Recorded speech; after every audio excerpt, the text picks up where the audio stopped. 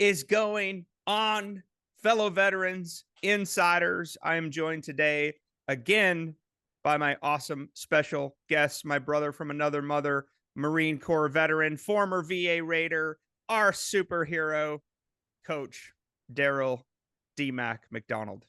What's up, bro?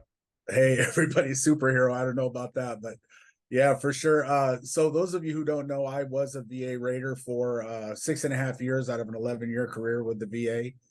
I was also an instructor and taught other people how to be rating specialists across the country, and a lot of those people are still working today as VA Raiders and higher level reviewers. So, yeah, I kind of enjoyed doing that, but I enjoy being here more. So here I am, and let's go.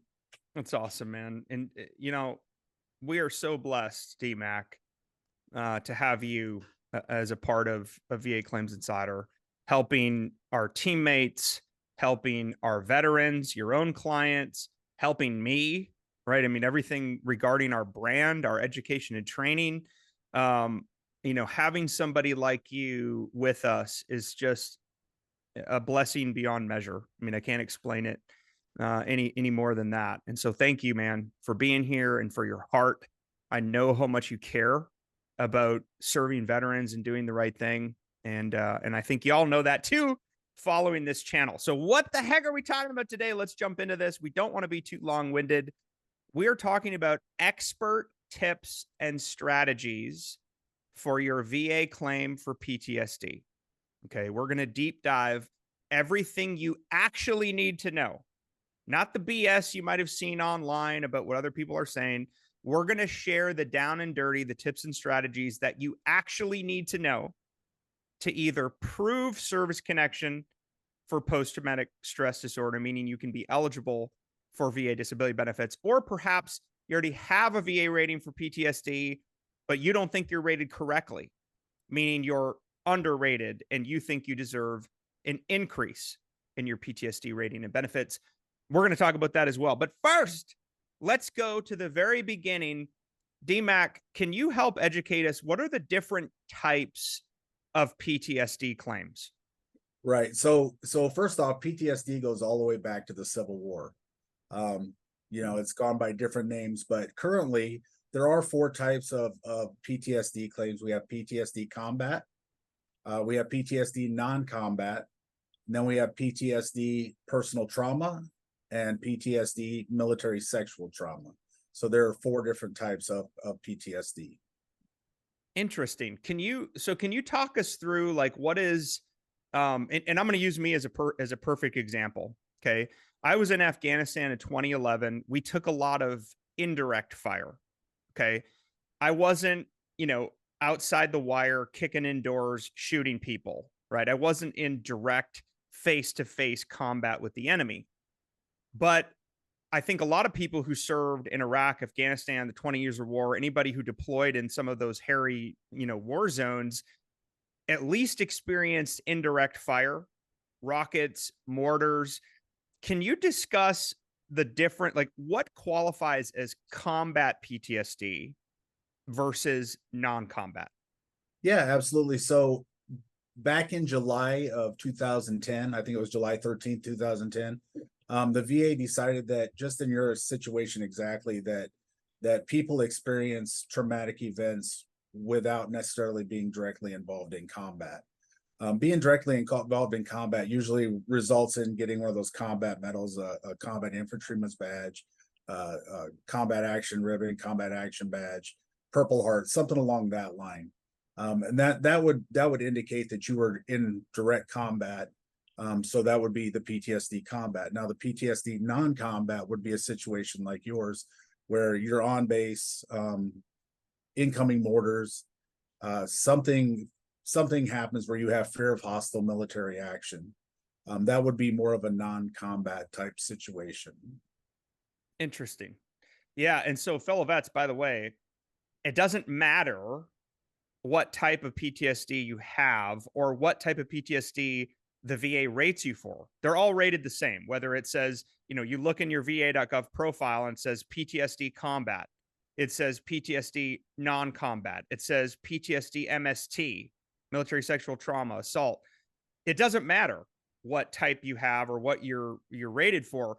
You're all rated on the same general schedule, right? PTSD ratings range from 0% to 100%, and there's breaks at 10%, 30%, 50%, and 70%.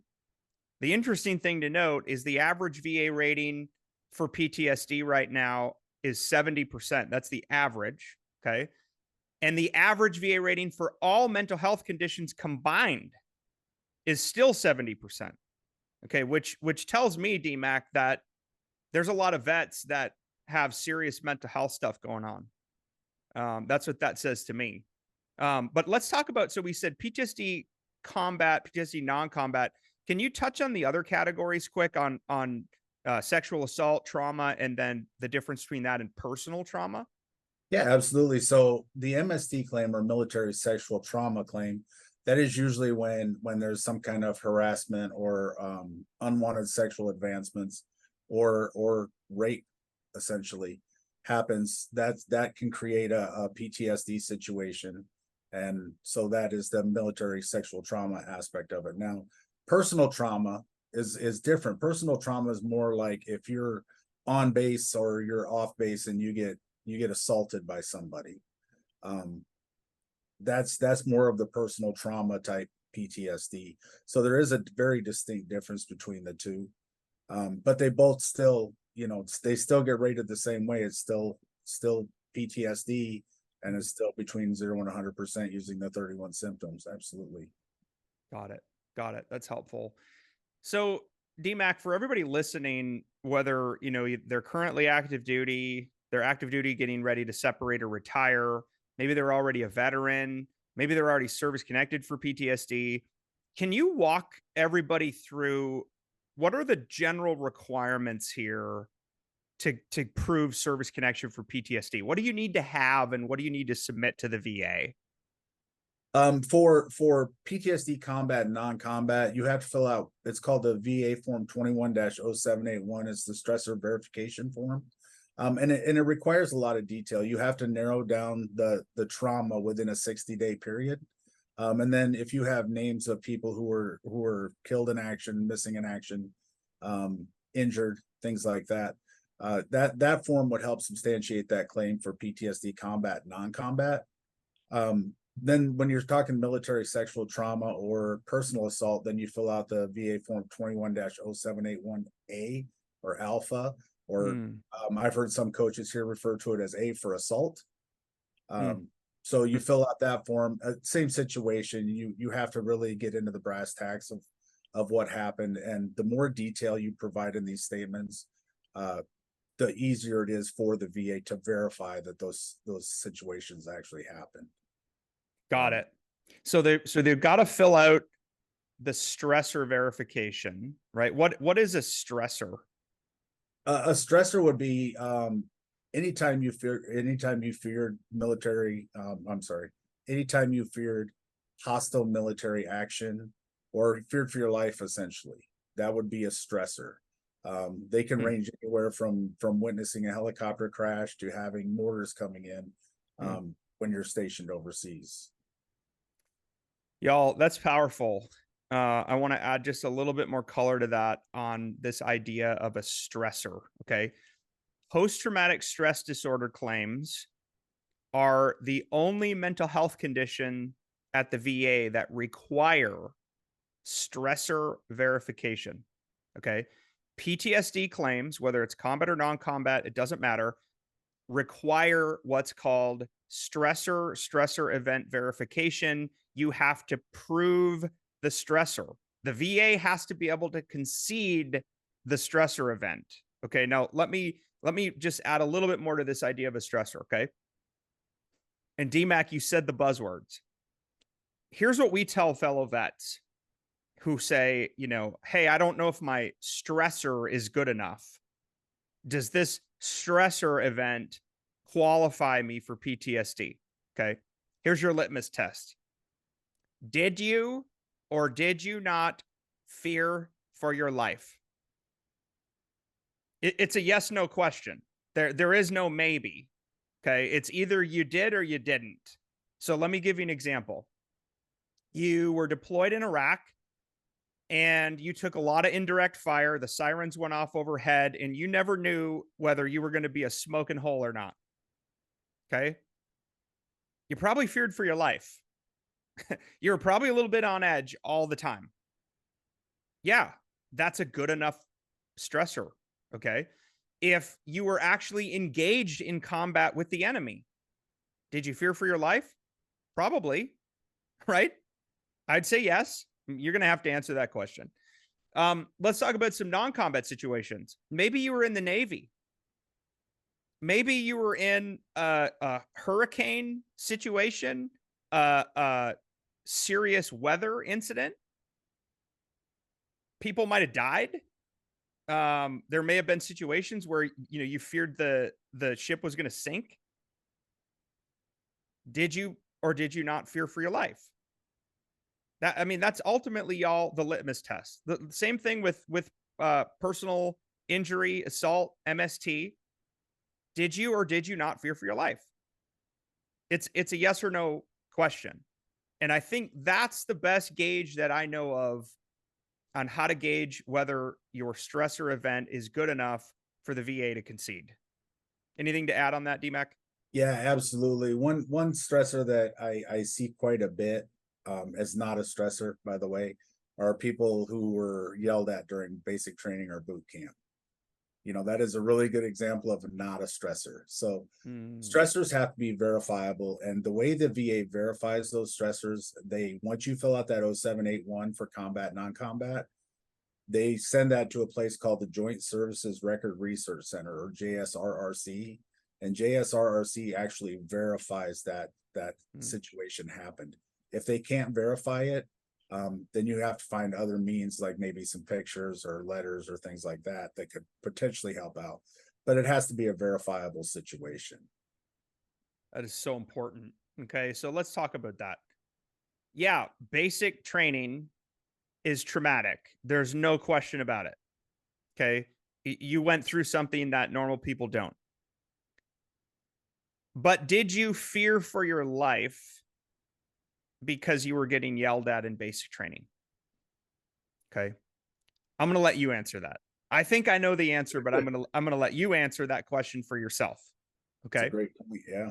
And so again, as you're thinking about your PTSD stressor event, and by the way, the stressor event means this incident or series of incidents is what caused you to develop PTSD. That's what that means. That's what the stressor event means. And that's why there's verification.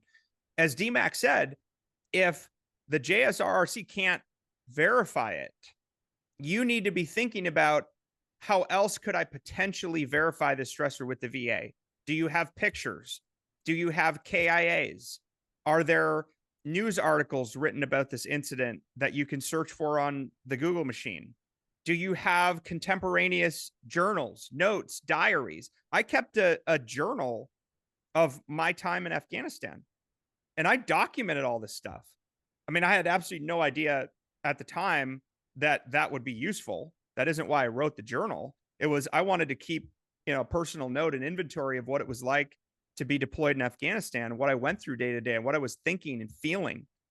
And so I'll tell you though, having that journal was amazing when it came time to file for PTSD. Because it was like, what do you think your PTSD was due to? Well, indirect fire. Okay. Describe the indirect fire. How many times did you get attacked? I went back and counted in my journal. I was like, holy crap, we had 196 IDF incidents in my deployment. Documented. Okay. And oh, by the way, here's my master sergeant that sat next to me. Here's his buddy letter writing, yeah, all this happened. I was with Brian Reese deployed. We sat next to each other. We hunkered down in bunkers together. All these incidents happened. I noticed a change in his behavior. He reached out to me when we got home. He told me about these things he's dealing with. Okay. So buddy letters, there's people out there like buddy letters don't matter. Well, maybe not except for when it comes to PTSD stressor verification. I would argue that buddy letters are very important. DMAC, what are your thoughts on that? No, I totally agree with you because it can help verify certain situations. Now, like your incident, anytime there's direct fire or there's indirect fire coming into base, that's all documented typically. So JSRRC can get that. But I've seen a lot of times where a buddy letter comes into play and is very helpful, especially in those combat, non-combat situations. Yeah.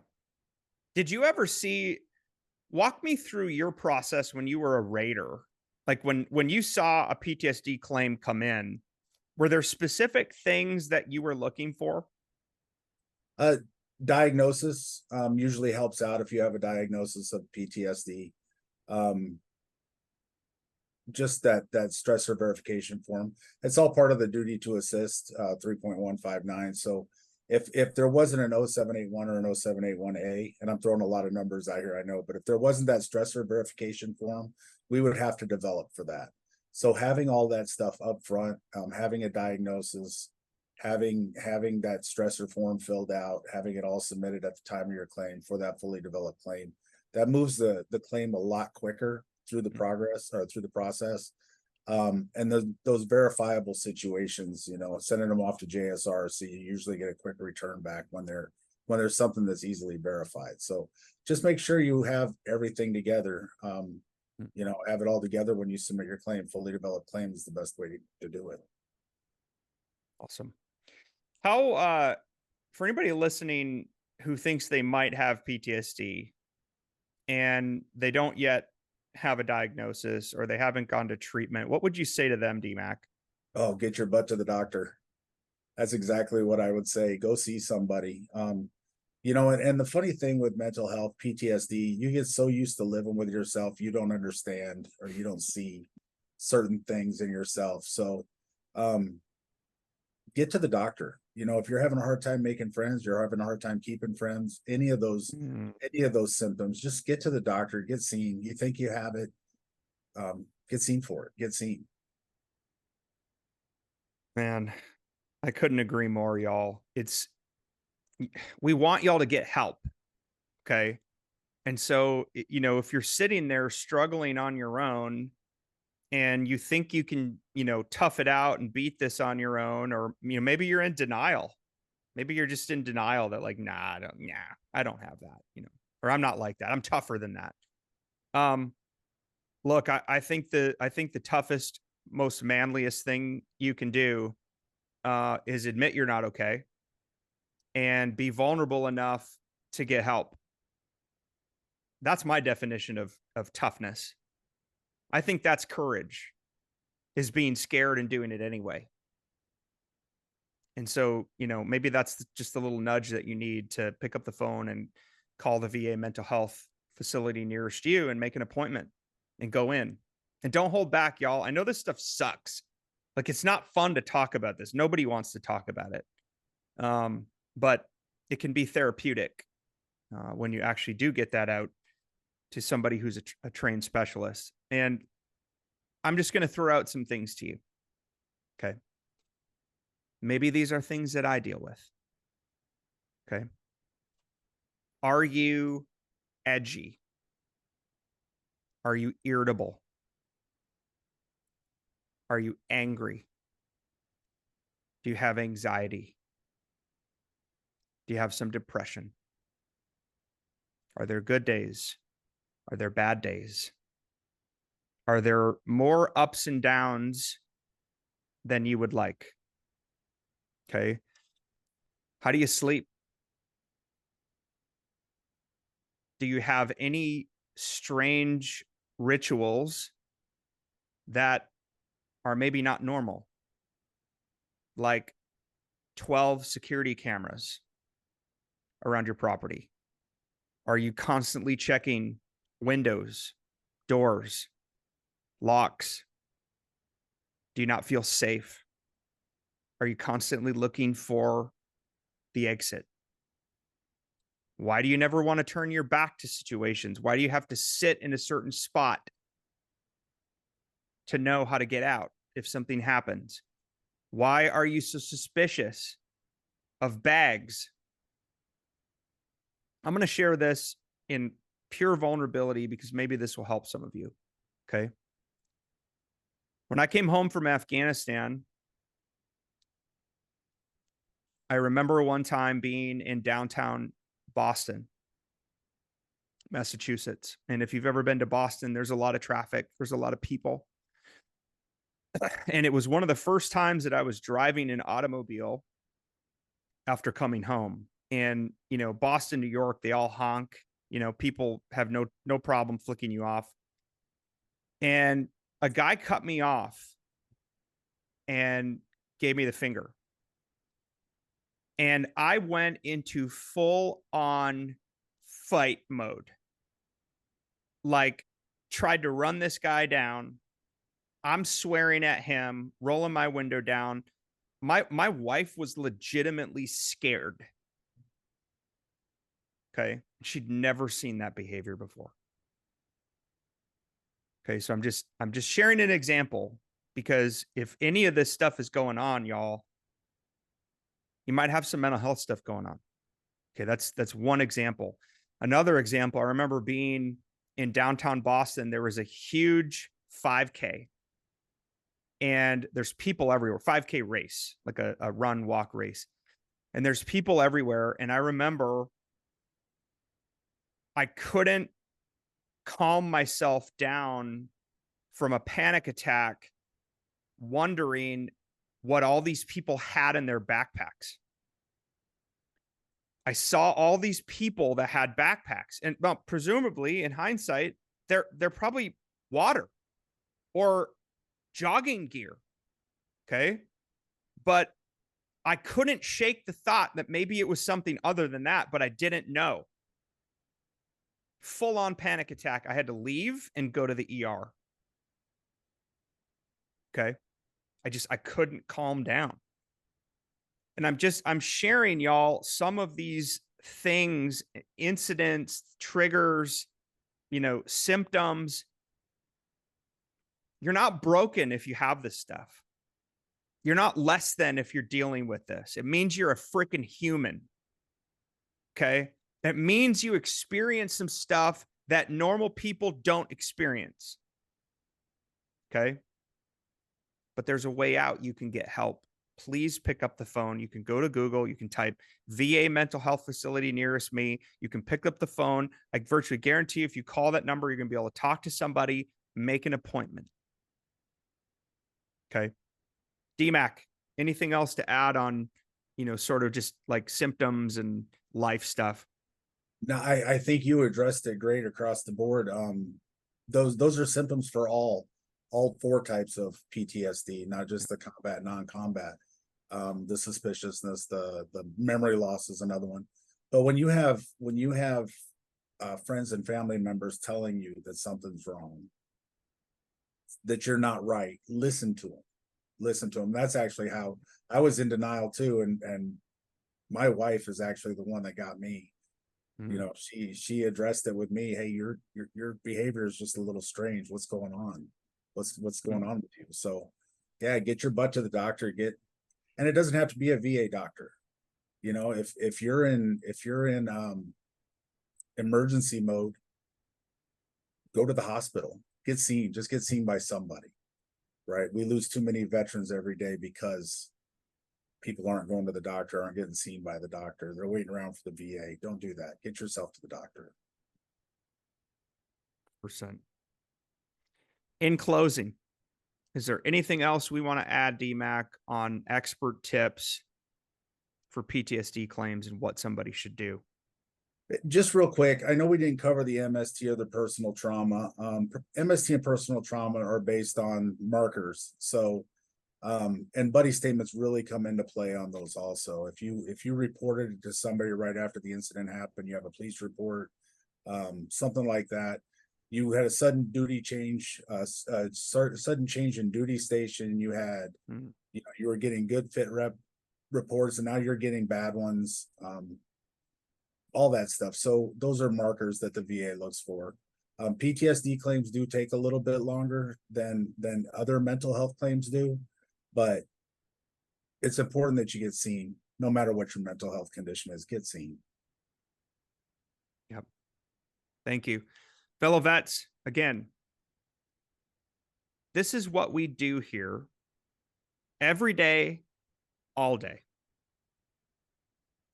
We exist to serve veterans like you, to give you hope, to help you celebrate life change, and to make sure that you and your family get every single benefit you have earned for serving this great country.